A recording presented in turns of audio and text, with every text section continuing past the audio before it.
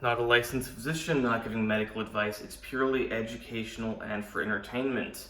And for the person that wrote in the comments, will you ever be a licensed physician?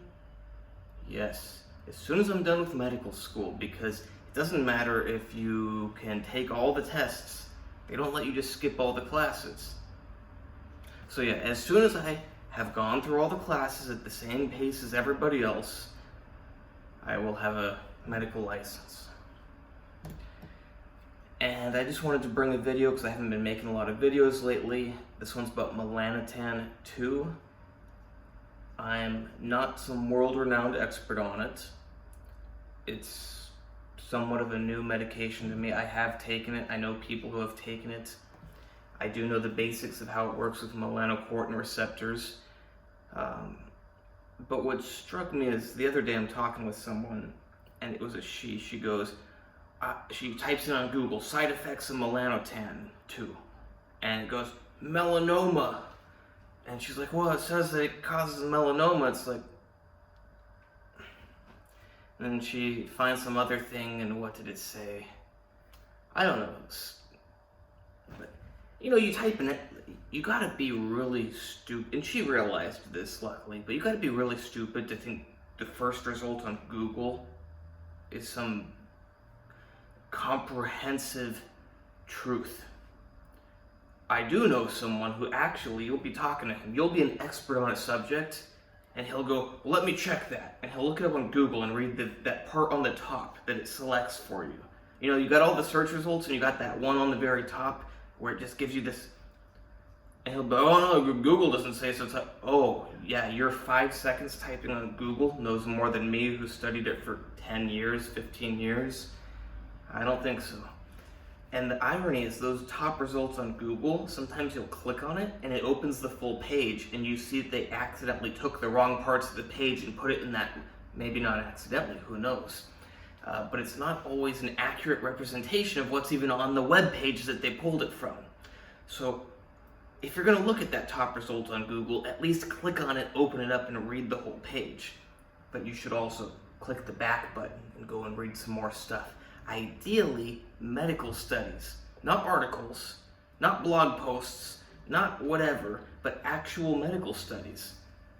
But at the end of the day, actual medical knowledge, like what I have, is what's the best. Now, of course, no amount of knowledge is going to compare with just experimental results. Knowledge is great, but at the end of the day, all that matters is the experimental results, the real life results. But the thing with Melanotan is that people get all freaked out, like, oh, it can get you so tan, it can make your freckles grow bigger, it can change your hair color, and they think it's doing all these crazy things, when in reality, it's not. Melanotan, I refer to it as Melanotan, it's Melanotan-2, but I'll just call it Melanotan. It doesn't work through some magical, crazy pathways. Perhaps it does that we don't know of, but as far as we know, it works through the melanocortin receptors. The same receptors that naturally are active in your body, which get more active and less active depending on sunlight and other hormonal factors. So when you take Melanotan and you agonize these receptors, you're not doing just weird, crazy things.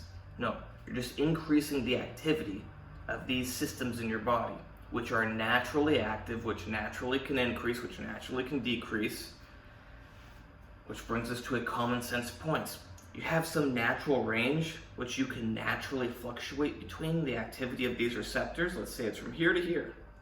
If you take Melanotan to go from here to here, it's probably all okay. It's within your norm. You could go outside in the sun and get a tan and achieve the same results, except it would be even more dangerous because the UV rays would be damaging your DNA, causing strand breaks, probably going to end up making some mutations, meaning that you're going to have more chance of cancer. So for the people that say, oh, but Melanotan can cause cancer, it's like, well, yeah, it probably can cause cancer. But if you use it to activate your receptors within that normal range, it's probably going to have a lower chance of causing cancer than the equivalent amount of sun, because the sun will activate the receptors the same as the melanotan, but on top of that you have the UV rays, which are going to literally break apart your DNA and cause mutations.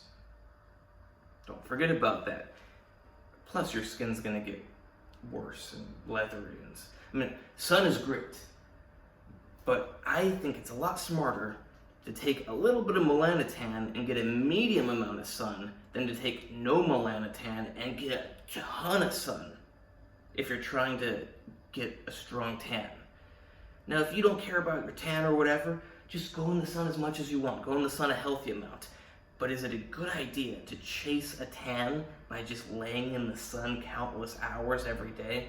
Now, maybe if you're pretty high up north, it won't matter. But if you're down near the equator, especially if you're a European, you don't have super dark skin, it's probably not a good idea to go lay out in the sun all day, every day. You're gonna damage your skin, you're gonna really increase your risk of skin cancer.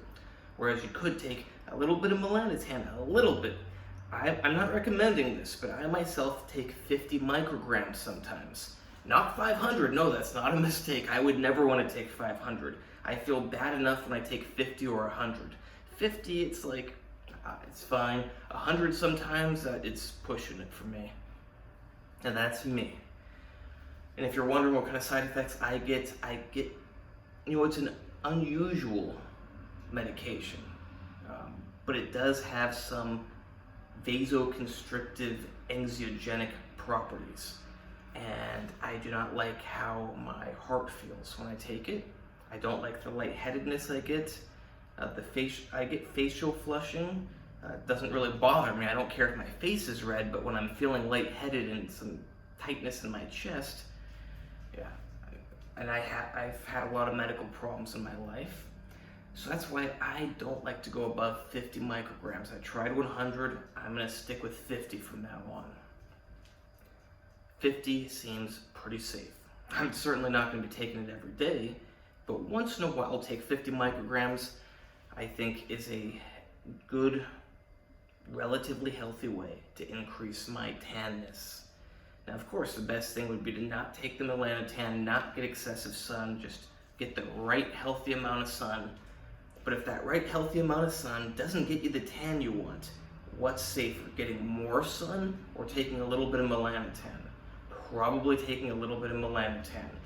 Because, once again, if you got the sun, not only are you doing everything the melanotan does, but you're also getting the DNA breaks, the mutations, which is going to really increase the risk of cancer. So if you do believe that melanotan induces cancer, well then you better believe that that sun that does the same thing as melanotan plus mutates the DNA is going to cause super cancer, or whatever you want to call it. I think I covered it all. Hope you like this video. I'm always very busy, but haven't been making the time for YouTube as much as usual. I made a cool video in a Belarusian city stolen recently. Gotta upload that one.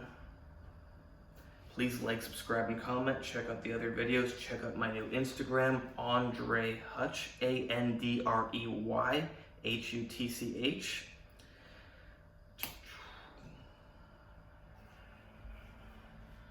Oh, and for the record, I have not gone to the gym since sometime at the beginning of May. I don't remember the exact day, but yeah, I am taking a break. Oh, yeah. So yeah, I don't look horrible, but May, June, we're halfway through July now, so 2.5 months of no gym and gaining body fat. Certainly not going to look quite the same. I think I'm going to start working out again in September. Just in general, my body is what I'll call long-term tired. And some of my tendons and ligaments could use a rest.